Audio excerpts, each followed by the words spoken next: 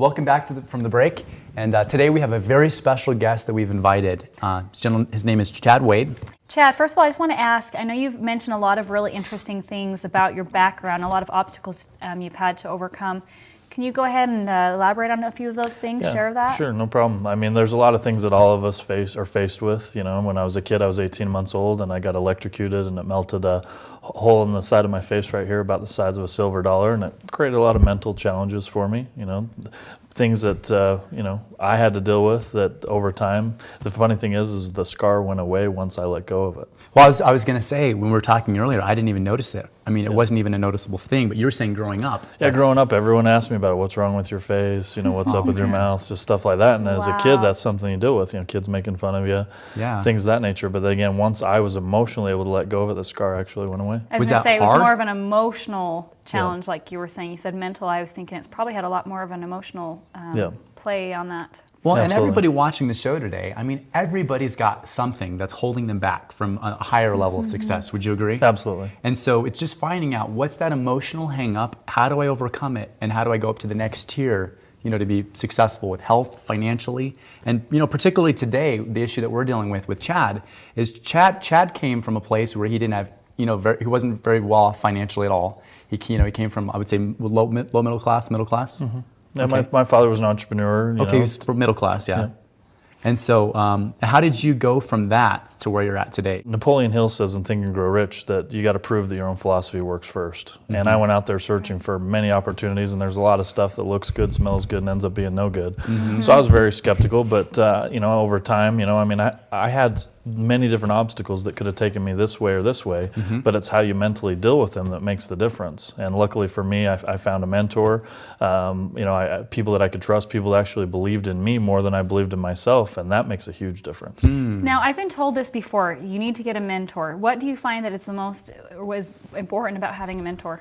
Well, if you look at Michael Jordan, he had a coach. You know, Tiger Woods has a coach. You mean even in the pinnacle of the height of their success, they still had a coach. They still needed someone to tell them how to go, you know, how to correct themselves or grow and get better. Oh yeah, absolutely. I mean, I surround myself with a mastermind of massive knowledge of people like Jeffrey and Erica Combs, people like Dave Blanchard, the CEO of Augmendino, Bob Snyder, Jim Piccolo. I mean, these wealthy individuals that are already successful, that are already traveled that road. I mean, if you want to be successful, the biggest thing that I can tell all of you out there is you got to find someone that's already done it and follow them. I am just a carbon copy of these individuals, find out what they did to be successful and copy them. You got to make sure you pick the right person, because there are many people that say they're a mentor and they're not. You know, there's a lot of things that, again, aren't what they seem. And so you got to use your gut, you know, make sure that you're following your intuition. I believe that, you know, God put us all here for a reason to learn, and some of the times we don't want to learn those lessons, but the faster we can learn them, the faster we can get through things and actually use that for the greater good.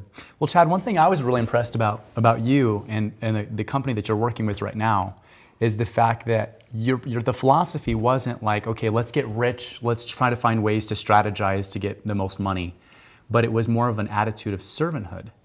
And I was going to ask you, you know, we were talking earlier, what was the main contribution, would you say, to your success? And when did it all switch for you? How did that play into it?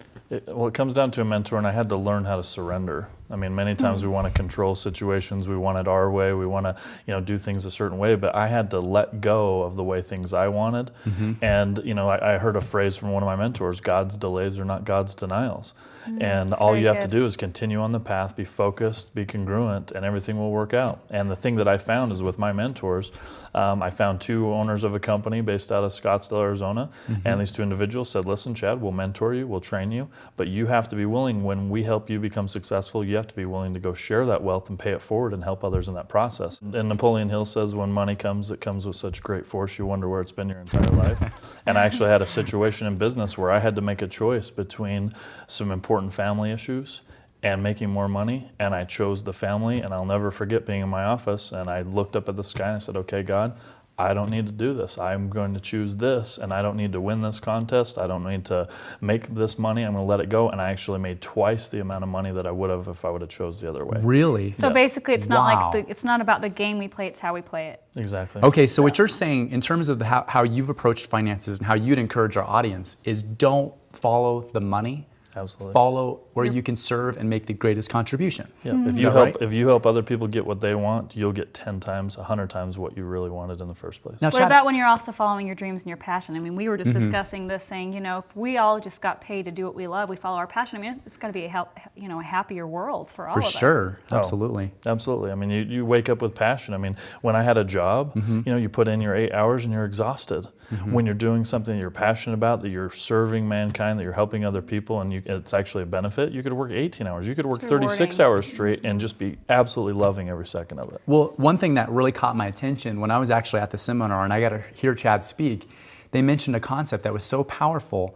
They're saying your income basically matches the level of contribution that you're making to society. Absolutely. Is that right? Absolutely. Can you elaborate on that? That's hard to digest. Yeah, no, you got to go out and you need to serve other people. You need to help them in the process. And the more people you can help, the more you can help yourself. You know, even the people you surround yourself with. I mean, there's a little equation, and I'll give this to you guys. Take the 5 people you hang out with most, take an average of their income, find out what their income is, average it between those 5 people, and you're within I would say $1,000 to $10,000 a year of those people. Now, when you think about that, you're going to be very conscious of who you're hanging around with, because when we were kids, our parents told us, don't hang out with Johnny or Susie down the street because they're a bad influence. That's true. Wow. But people can be a positive influence as well. So if you hang around wealthy, successful, you know, spiritually minded people, those same things are going to rub off on you. Sometimes money, you know, people think that money makes you bad or good. It's just it's actually it propels you.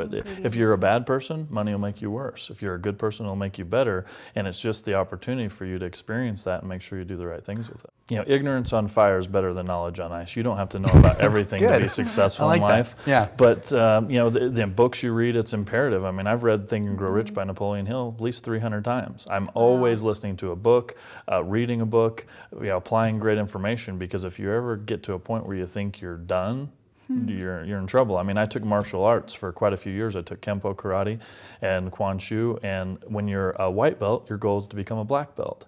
A black belt's goal is to become a master, and you can tell a master when their black belt turns white again. And, and it comes full circle. And in martial arts, it's always been for me that, you know, you got to go back to the basics.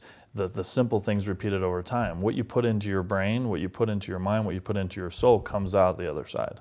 Yes. Now, a lot of you watching today may be in the position right now where you don't feel financially you can advance. You don't have the friends, the mentors that have the financial capabilities to take you to the next level. One of the reasons we wanted to invite Chad here today is because no matter where you're at, no matter your financial status, your occupation, if you're a student, if you're already in a professional field, there's still an opportunity for you to get that mentorship that you need. And I would say, from my personal experience, I've read a lot of these books that you're talking about. I've tried applying some of these principles, but where my biggest hang-up was trying to find the people who had the time, who were successful to actually teach me the trade, teach me like how to go from the next level, like mentorship basically. That's where I think I could use some even help. Well, I can teach you a secret to find a mentor easier. Please tell us. When I got involved in the company that I did, I saw the guy who had the most congruency, the person that I wanted to be my mentor. And you can't just go take from people. You got to serve them. And so I would come early, stay late. I found out reasons that I could serve this individual to where he owed me, basically. And so he would open up opportunities for me, and there were times he would take my phone calls, do things for me that he wouldn't do for anyone else because I had so overserved him. And again, it's a concept I learned in Think and Grow Rich. Chad, when it comes to his finances, he's done incredibly well with business and finances. And I don't know if you wanted to share with the audience. Well, last year I cleared 1.4 million. The year before that, 1.2. And before I had that mentor, before I got my mindset straight, I made about 40 grand a year working for somebody else. Quite a significant difference. Oh yeah, anybody can do whatever you want in life. You know, I was just with Mark Victor Hansen, the author of Chicken Soup for the Soul, and he's talking about the abundance of the world, and there's more opportunity in the world right now than there ever has been. Anybody right now today who would like to get involved with this, I talked to Chad, and the reason why I wanted him on our show was he particularly was willing to serve our audience and to make a difference with helping them go to the next level. So if any of you guys that are watching this would like to learn how to financially, go from point A to point B, making $40,000 a year or $20,000 a year to making $1.1 million, not just by focusing on money, but focusing on making a contribution to society. you know, you talked about a 1-800 number that we have basically that people can call. Actually, I'll make you a deal. Anybody who calls, I'll give them a free copy of my book. Wow. That's It's amazing. called Cracking the That's very Producer's nice. Code, and this is all the wisdom that I was taught by my mentors on how to be successful in this arena. And you may be asking yourself, well, what's Chad done to make all this money? It's not so much what he's done, it's how he's done it. And who he's become in the process. In the process, exactly. So what we'd like you to do is, you know, call the 1-800 number on the bottom of the screen, check out our website, and then basically like how you did it was with real estate. Was that right? Real estate investing? Real estate and business ownership. Yeah. And from what I've been told, because I've been watching a lot of TV and reading a lot of experts, they've been telling us that right now one of the greatest opportunities is in real estate. Is that correct? Yeah, absolutely. I mean, So that the might be a most good wealthy option, too. people either hold their wealth in real estate or they make their wealth in real estate. And even if someone's not going to focus in on just real estate, it might be something just good to do as well. But besides the business aspects, learning the principles of wealth, Chad can help you do with his book. So definitely pick up a copy of your book on our website. And Chad, thank you so much for coming problem. today. Really Thanks for having me. appreciate it. Thank Great. you so It was an much. Thank you honor. so much.